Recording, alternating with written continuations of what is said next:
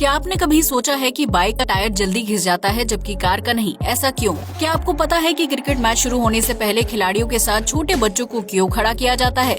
या फिर क्या आप उस लड़की के बारे में जानते हैं जो हर हफ्ते दुल्हन बनती है? क्या आपको पता है कि एक लड़की अपना पाद बेचकर लखपति बन चुकी है? क्या आप जानते हैं कि शरीर पर टैटू बनवाने से सरकारी नौकरी क्यों नहीं मिलती है? यकीनन आपने आज से पहले इतने मजेदार फैक्ट्स नहीं सुने होंगे, इसलिए वीडियो को आखिर तक जरूर देखें। फैक्ट नंबर 1, आमतौर पर किसी व्यक्ति के लिए एक पत्नी को संभाल पाना मुश्किल होता है, लेकिन थाईलैंड में एक ऐसा शख्स रहता है जिसकी एक या दो नहीं बल्कि 8 पत्नियां हैं।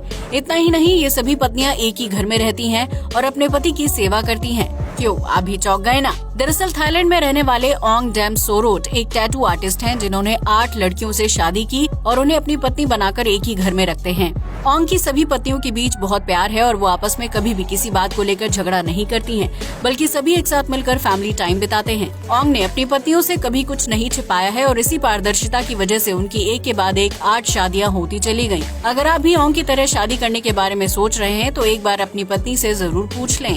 फैक्ट नंबर 2, खाना पकाना एक कला है जो हर किसी के बस की बात नहीं होती है। लेकिन आज हम आपको एक ऐसे इंस्टीट्यूट के बारे में बताने जा रहे हैं जहां सिर्फ रोटी बनाना ही सिखाया जाता है। मलेशिया में नगेरी सेम्बिलिन स्टेट एक्सको में एडमिशन लेने वाले छात्रों को गोल गोल रोटियां बनाना सिखाया जाएगा, जिसके बाद छात्र की 1 से 7 लाख रुपए की नौकरी लग सकती है।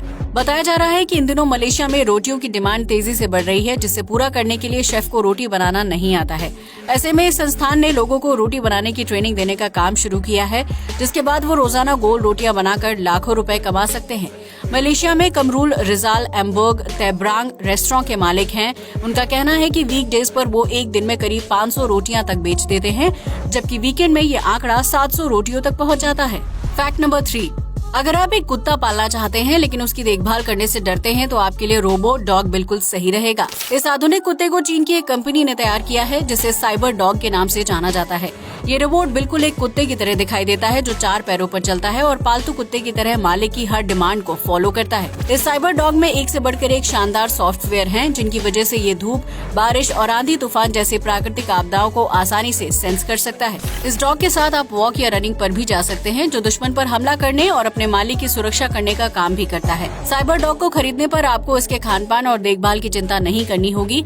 बस इसे दिन में एक बार चार्ज कर लीजिए, फिर बाकी काम ये डॉग अपने आप पूरा कर लेगा। फैक्ट नंबर 4, आमतौर पर खाना खाने के बाद शरीर के अंदर चलने वाली रासायनिक क्रिया की वजह से पेट में गैस बनती है, जिसे इंसान फाट या पाद के रूप में बाहर निकालता है। पाद मारना आपके लिए भले ही शर्मिंदगी की बात हो सकती है, लेकिन अमेरिका की एक एक्ट्रेस इससे लाखों रुपए की कमाई कर रही है। जी हाँ, आपने बिल्कुल सही सुना।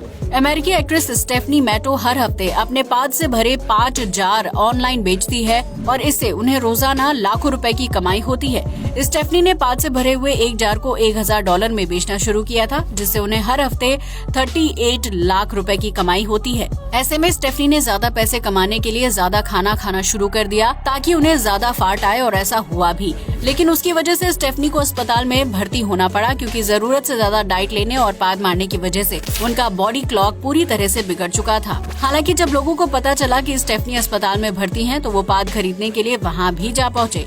ऐसे में स्टेफनी को अस्पताल में अपनी जान बचाकर भागना पड़ा।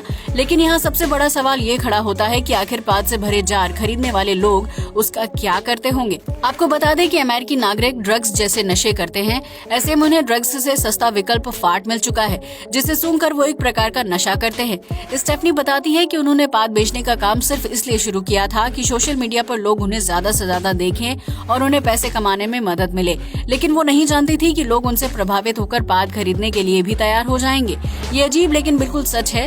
हालांकि अब स्टेफनी जब से बीमार हुई हैं, उसके बाद से अपना पाद नहीं बेच रही हैं। फैक्ट नंबर 5, इस दुनिया में प्लास्टिक कचरे की समस्या विकराल रूप ले चुकी है, जिसकी वजह से समुद्र और महासागर खराब हो रहे हैं और इंसान कैंसर जैसी घातक बीमारियों का शिकार हो चुका है। लेकिन क्या आपको पता है कि चीन के वैज्ञानिकों ने मछली के स्पर्म से एक खास तरह का प्लास्टिक बनाया है, जो प्राकृतिक तत्वों के साथ मिलकर आसानी से नष्ट हो जाता है? जी हाँ, आपने बिल्कुल सही सुना। चीन के वैज्ञानिकों ने इस प्रयोग के लिए सैल्मन फिश के स्पर्म का इस्तेमाल किया है, जिससे तैयार प्लास्टिक को यूज करने के बाद आसानी से नष्ट किया जा सकता है। इस प्लास्टिक को मछली के स्पर्म के 2 रेशों को कुकिंग ऑयल में मिलाकर तैयार किया गया है, जो काफी पतला लेकिन मजबूत होता है। वैज्ञानिकों का मानना है कि इस प्रयोग से विश्व भर में प्लास्टिक कचरे की समस्या को हल किया जा सकता है, जिससे घातक बीमारियों का खतरा भी कम हो जाएगा। फैक्ट नंबर 6, हर लड़की का सपना होता है कि वो अपनी शादी के दिन सबसे खूबसूरत और अलग दिखाई दे, जिसके लिए वो कीमती लहंगा और ज्वेलरी भी खरीदती है। लेकिन आज हम आपको एक ऐसी लड़की के बारे में बताने जा रहे हैं जो एक या दो बार नहीं बल्कि हर हफ्ते दुल्हन बनती है। जी हाँ, आपने बिल्कुल सही सुना। हर हफ्ते शुक्रवार के दिन दुल्हन का लिबास पहनने वाली ये लड़की पाकिस्तान में रहती है, जिसका नाम हीरा जीशान है। 42 साल की हीरा जीशान पाकिस्तान के पंजाब प्रांत में रहती है, जो पिछले 16 साल से हर हफ्ते शुक्रवार के दिन दुल्हन की तरह तैयार होती है। इस दौरान वो न सिर्फ लहंगा और ज्वेलरी पहनती है बल्कि अपने हाथ और पैरों में मेहंदी भी लगाती है और पूरा दिन एक दुल्हन की तरह सजी रहती है। दरअसल 16 साल पहले हीरा की मां की तबीयत बहुत खराब हो गई थी और वो अपने आखिरी वक्त में अपनी बेटी को दुल्हन बने हुए देखना चाहती थी, लेकिन उनकी ये इच्छा पूरी नहीं हो पाई। इसके बाद हीरा ने शादी तो कर ली, लेकिन वो अच्छी तरह से तैयार नहीं हो पाई थी। ऐसे में हीरा ने अपनी मां की आखिरी ख्वाहिश को पूरा करने के लिए हर शुक्रवार को दुल्हन की तरह सजना शुरू कर दिया, जिससे उन्हें डिप्रेशन से बाहर निकलने में मदद मिलती है। तब से लेकर अब तक हीरा हर हफ्ते दुल्हन की तरह सजती हैं और फोटोशूट भी करवाती हैं, जिसकी खूबसूरत तस्वीरें सोशल मीडिया पर काफी वायरल हो रही हैं। फैक्ट नंबर 7, अक्सर बाइक का टायर बहुत ही जल्दी घिस जाता है, जिसकी वजह से सड़क पर एक्सीडेंट का खतरा काफी हद तक बढ़ जाता है। वहीं कार का टायर लंबे समय तक नहीं घिसता है, लेकिन क्या आपने कभी सोचा है कि ऐसा क्यों होता है? दरअसल कार का टायर तैयार करने के लिए उसमें कच्चे माल के साथ साथ कार्बन मिलाया जाता है, जिसकी वजह से टायर को मजबूती और पर्याप्त लचीलापन मिलता है। ऐसे में जब कार्बन से तैयार टायर को कार में लगाया जाता है तो वो कई किलोमीटर की दूरी तय करने के बाद भी नहीं घिसते हैं और आसानी से चलते रहते हैं। आपको बता दें कि बिना कार्बन वाले टायर आमतौर पर 8,000 किलोमीटर की दूरी तय करने पर घिस जाते हैं, जबकि कार्बन से तैयार किए गए टायर 1 लाख किलोमीटर से ज्यादा की दूरी आसानी से तय कर लेता है। यही वजह है कि कार्बन टायर की कीमत साधारण टायर के मुकाबले ज्यादा होती है, जबकि ये सुरक्षा के लिहाज से भी अच्छा होता है। हालांकि आज के मिलावटी दौर में कार्बन के साथ भी मिलावट की जाती है, जिसकी वजह से उसकी क्वालिटी खराब हो जाती है। फैक्ट नंबर 8, आज तक आपने कई तरह के खूबसूरत डिजाइन वाले घर देखे होंगे, लेकिन क्या आपने कभी कैमरे के आकार वाला घर देखा है? अगर नहीं तो हम आपको बता दें कि ये अनोखा घर आपको कर्नाटक के बेलगाम शहर में देखने को मिलेगा, जो अपने आप में कारीगरी का एक अद्भुत नमूना है। दरअसल बेलगाम में रहने वाले रवि होंगल को फोटोग्राफी का बड़ा शौक था, लिहाजा उन्होंने अपने घर को ही कैमरे के शेप में बनवा लिया। रवि का ये अनोखा घर 3 मंजिला ऊंचा है, जिसे लेंस और रील की तरह दिखने वाले आइटम्स से तैयार किया गया है। इस घर को बनाने में 71 लाख रुपए का खर्च आया है, जो अंदर और बाहर से बिल्कुल कैमरे की तरह दिखाई देता है। ऐसे में आप समझ ही सकते हैं कि अगर किसी इंसान की दीवानगी सारी हदें पार कर ले तो वो क्या कुछ कर सकता है। फैक्ट नंबर 9, भारत में क्रिकेट फैंस की संख्या लाखों करोड़ों में है, जो मैच शुरू होने से 10 मिनट पहले ही टीवी के सामने बैठ जाते हैं। ऐसे में मैच शुरू होने के पहले दोनों टीम के खिलाड़ी कुछ बच्चों के साथ मैदान में आते हैं और फिर बारी बारी से दोनों देशों का राष्ट्रगान गाया जाता है। लेकिन क्या आपने कभी सोचा है कि खिलाड़ियों के साथ इन बच्चों को खड़ा क्यों किया जाता है? अगर नहीं तो हम आपको बता दें कि क्रिकेट खिलाड़ियों के साथ खड़े होने वाले ये बच्चे किसी न किसी एनजीओ से ताल्लुक रखते हैं, जिन्हें प्रचार के मकसद से मैच में लाया जाता है। ऐसे में मैच शुरू होने से पहले ये बच्चे खिलाड़ियों के साथ खड़े होकर राष्ट्रगान गाते हैं और अपने एनजीओ का प्रचार करते हैं, ताकि उन्हें अच्छी शिक्षा और इलाज के लिए डोनेशन मिल सके। आपको बता दें कि इन सभी बच्चों को एनजीओ द्वारा दी गई ड्रेस पहनाई जाती है, जिसमें एनजीओ का नाम और लोगो छपा होता है।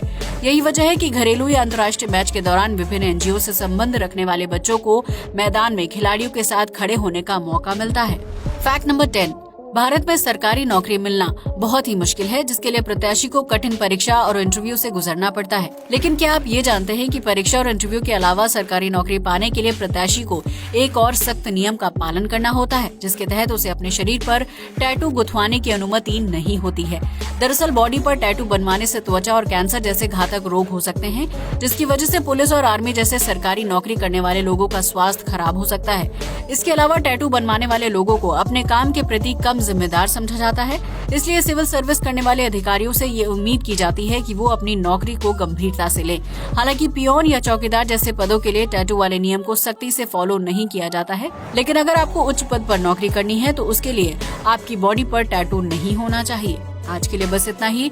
जय हिंद दोस्तों।